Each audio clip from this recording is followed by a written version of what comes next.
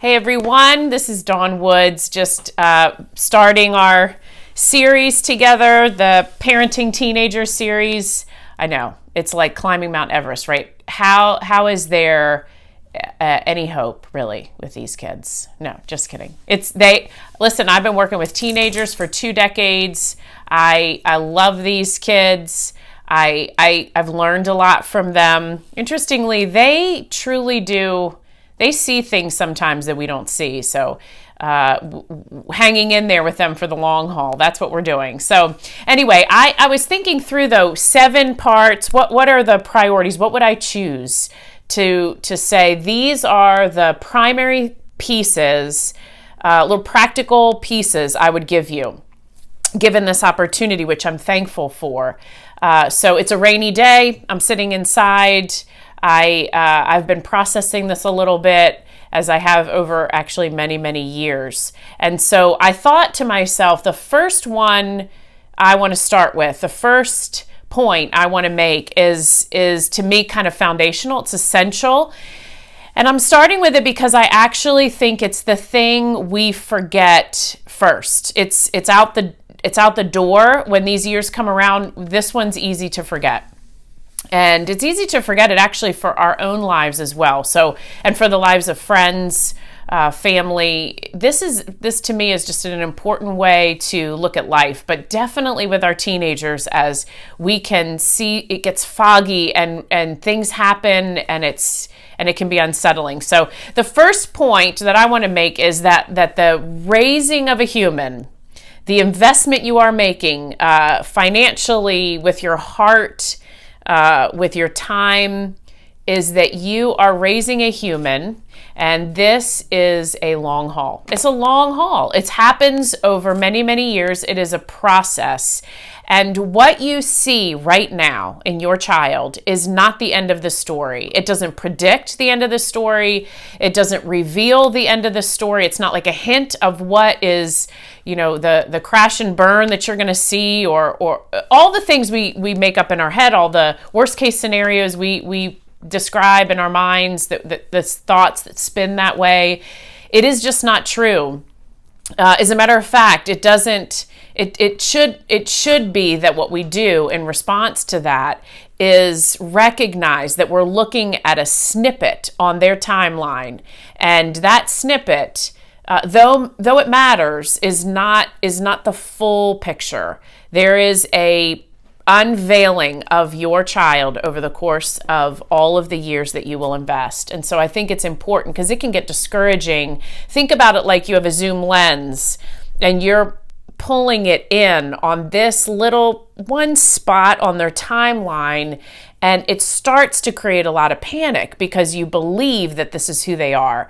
But this is the goal. Pull the lens back and remember the process. Remember there are steps. Think of it as if you are just like planting seeds in a garden, and over time there is growth. There's little bits of growth that happens, that patience that's required for that. But these internal qualities, think about them. The most important ones, even here as I'm in quarantine and dealing with things new, as you all are, new ways of living life, there are things I'm having to relearn or learn for the first time, or parts of my own growth that I'm having to pull out and resource again, and creativity and problem solving and learning how to deal with not seeing people, all of these things, which we want our kids prepared for life. And so internal qualities, think about compassion and empathy, think about resilience, think about the problem solving, think about humility, self-control. I used to tell my students all the time, do you think you turn 27 years old and you flip a switch and you have self-control? No, this is happening over the course of many years. You are developing a trait. And so a little bit at a time, these muscles grow, these character traits grow, these qualities in a human grow. And that is, there is patience required for that. So a couple of the things I was thinking about with them, their experience, because it's the same with us, their experiences, their ability to observe the lives of others, whether for positive or negative, that they pay attention to people. Mentors, other voices that speak into their lives, which is necessary, especially in the teenage years, that they have other voices coming into their lives, telling them pretty much the same things that you would tell them. Those are the people you want, people you trust, who are directing them as well. But all of this is like a river, right? I remember the little rocks I would find on the beach that were so smooth, and you knew that over all these years in the ocean, they were being washed over, and there's a shape that they were starting to take, and the rough edges were smooth.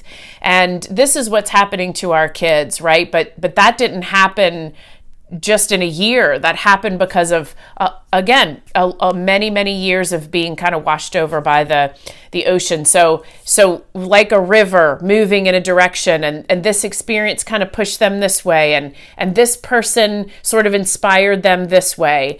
So many opportunities they have will grow them. And I remember saying to them many times, I think we've done them a disservice to say, your path is this, if you can figure out the right college, and you can figure out the right major, and you make the right friends, you'll have a straight path, and we can predict it, and it can be controlled. And that's not true. You have a breakup, or you changed your major, or you went and did this internship and you had no idea you were gifted in this way, or this teacher pointed out some things in you, or this experience kind of took the wind out of your sails because it's really not what you ended up wanting to do. It didn't inspire the passion in you, or, people naming gifts in us. All of that is happening, month after month, year after year. And it's important for us to tell our kids that their path is all over the place. It is a crooked path because we can't predict it. I don't know who I'm going to meet, what I'm going to do, what internship I'm going to have, why I'm going to change my major. Why? Because I wasn't enjoying those classes. They didn't really tap into my gifts. All of those things are part of it. They were part of it for you, certainly part of it for me. So I think reiterating that is important. But I want to end with this. What you want for your kids in a world that is so self-absorbed is we want kids who have the skill of self-perception, self-awareness, where they can look at their lives and name those things. They are paying attention to life, right? They're paying attention to what works and doesn't work, what is harmful and what's not harmful. And as they pay attention both to the lives of other people and to themselves, they begin to glean these little bits of knowledge and ideas and influences of people. And so when you invest in them, you will have your teaching times. You will have your, lectures and your times where you sit around the table and you talk, and communication is very important. But know this, they mostly learn from watching you. How you handle a crisis, how you handle your money, how you handle your time. If you are a person who can apologize, if you have friends that encourage and build you up, they are watching the success of your life. And I don't mean success grade-wise. I mean a full life. They're watching that. They're watching how to handle disappointment. So know that the best thing you can do is pay attention to your own life so that you give them the gift of a good example, which there aren't always a lot of those in our lives. Certainly today, it's hard to find people with a lot of integrity and endurance and delayed gratification, right? So I would suggest that is what you pay attention to. Pull the lens back, be patient, pray for patience, and pray for the hearts of your kids to grow into this beautiful life that is worth other people paying attention to. So that's my word to you for today, for our first little piece of this mini series.